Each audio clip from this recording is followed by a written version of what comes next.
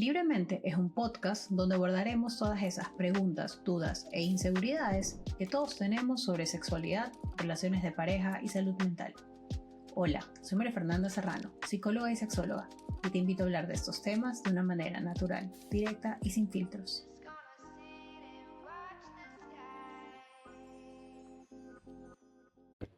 Hola a todos. Cerramos esta temporada libremente con un tema íntimamente interesante. Esta es una de las preguntas más frecuentes en los stories de los viernes de preguntas, en las sesiones e incluso en esas conversaciones con mis amigas acompañadas de una copita de vino. Las fantasías, los fetiches, rough sex y BDSM. Todo dentro del marco de si es normal o no es normal. Hay fantasías que muchas personas tienen, pero que no se atreven a decirlas en voz alta. Hay fantasías que generan curiosidad, otras que incomodan, pero también están esas fantasías que incluso nos causan vergüenza. Una palabra que pocas veces uso para hablar sobre sexo y sexualidad es normal. Sin embargo, como les decía, esta es la pregunta más común. Maffer, ¿es normal qué? ¿Es normal que me guste el rough sex? ¿Es normal o los fetiches son normales? Después de 50 Shades of Grey, ¿es normal que el BDSM me genere curiosidad? No me gusta la palabra normal porque con respecto al sexo la usamos para preguntar o juzgar si algo está bien o está mal. En este caso, estas actividades pueden verse como si fueran too much o como si es algo que tengo que hacer para verme más abierta, más libre, más interesante. Y en medio de todas estas preguntas, estas dudas, estos prejuicios, se pierde la verdadera conversación, lo que realmente importa. ¿Qué significa esto en la vida sexual de una persona? Hoy cierro esta tercera temporada de Libremente hablando de este tema que ustedes pidieron. Rough sex, fetiches y BDSM. Pero no lo vamos a hablar desde el morbo, sino quiero invitarlos a que lo hablemos desde la responsabilidad, desde el deseo y desde la sexualidad consciente. Primero, vamos a dejar claro qué es y qué no es cada una de estas cosas. El rough sex no es sinónimo de violencia.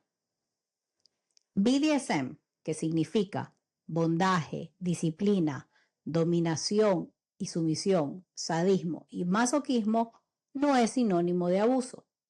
Y tener un fetiche no significa que algo esté mal contigo o que seas raro. Como sexóloga, siempre recalco que la diversidad en el deseo, en la sexualidad, es amplia.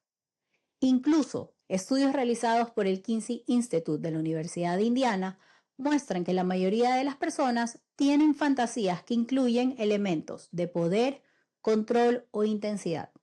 En pocas palabras, esto es parte de nuestra naturaleza humana. Pero hay una diferencia importantísima que tenemos que identificar. Fantasear no es lo mismo que practicar. Y practicar no es lo mismo que estar haciéndolo de una manera que sea segura para ti y para tu pareja. Muchas prácticas como el BDSM giran alrededor de un comportamiento muy específico, el poder. ¿Quién lidera? ¿Quién cede? ¿Quién controla? Pero ese poder, cuando es sano, no es una conducta que se está imponiendo. Es algo que se acuerda. Y aquí es donde muchas personas se confunden. El problema no es el contenido de lo que estás haciendo, es el contexto dentro del cual esa conducta ocurre. Una misma acción puede ser completamente placentera en un contexto de consentimiento y profundamente dañina en un contexto en donde me agarran por sorpresa. Es por eso que el BDSM se refiere a prácticas eróticas, donde hay un juego con el control, el poder, la intensidad, las sensaciones, pero siempre basado en 3 principios fundamentales: el consentimiento, la comunicación y límites claros. Y todo esto es explícito. No hay nada implícito, no hay nada asumido. Se habla, se acuerda. Un error bastante común es que las parejas intentan incorporar estas prácticas sin tener conversaciones. Es como que creemos que el deseo y las ganas son suficientes para que estas prácticas sean sanas, bienvenidas, aceptadas y recibidas por el otro. Como que si el otro debería saber que yo quiero hacer esto. Y es ahí cuando causan problemas. Porque de repente, en medio de un encuentro sexual, mi pareja empieza a hacer cosas con las que no me siento cómoda o no me siento cómodo. Y ahí nos cerramos, nos ponemos tensos, nos desconectamos del momento. No sabemos cómo hablar. No sabemos ni siquiera si es que podemos o debemos hablar. El encuentro deja de ser placentero. No porque la práctica sea incorrecta o no porque la práctica no sea normal, sino porque en ese momento dejé de sentirme segura con mi pareja. Y nunca lo hablamos. El placer está asociado a la sensación de seguridad. Si me siento segura conmigo misma, si me siento segura con mi pareja, somos mucho más propensos a relajarnos y por lo tanto a disfrutar mucho más, a soltarnos. Cuando hay claridad, cuando hay consentimiento, cuando hay comunicación clara, tu cuerpo puede entrar a una experiencia intensa sin sentirse en peligro. Pero cuando no hay acuerdos, el cuerpo no va a distinguir entre esto es un juego y nos estamos divirtiendo y es placentero y un me siento amenazado, estoy en peligro. Por eso, en el BDSM hablamos de cosas claves para que sea una práctica sana y consensuada. Palabras de seguridad, acuerdos previos y límites claros. No porque tenemos que ser exagerados, sino porque nosotros como personas necesitamos saber que podemos confiar en el otro, que podemos decir hasta aquí llegamos, necesito parar y que la otra persona va a entender esas señales. Otra pregunta frecuente que me hacen es si es que tener un fetiche es un problema. Si es normal, si es que soy raro, si es que no soy rara porque tengo fetiches. Los fetiches son asociaciones de placer con objetos, dinámicas o situaciones específicas y pueden tener orígenes múltiples. Puede venir por experiencias tempranas, puede venir por asociaciones placenteras que hicimos. Pueden también venir desde la curiosidad, desde algo que me llama la atención, me interesa hacer. Lo importante no es tanto el fetiche en sí, sino cómo tú tú integras esto a tu vida sexual. Si vives con vergüenza, el fetiche se vuelve algo pesado. Si lo impones sin un acuerdo, es invasivo. Y si lo niegas, puede aparecer de formas más desorganizadas en otras situaciones. Pero si lo reconoces y lo comunicas, puede formar parte de una sexualidad más consciente, sana y placentera. Les voy a poner un ejemplo sumamente claro.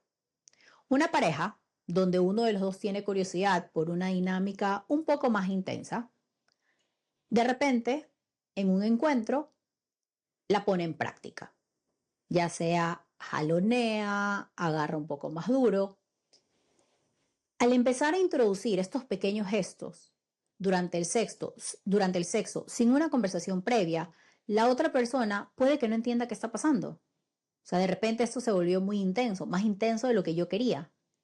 Me siento incómoda, confundida, no sé si decir algo, no sé cómo decirlo, pero el por qué no hablamos con nuestras parejas es tema de otro episodio. En este caso el problema no es la práctica, es la falta de un acuerdo previo con tu pareja, es la falta del consentimiento.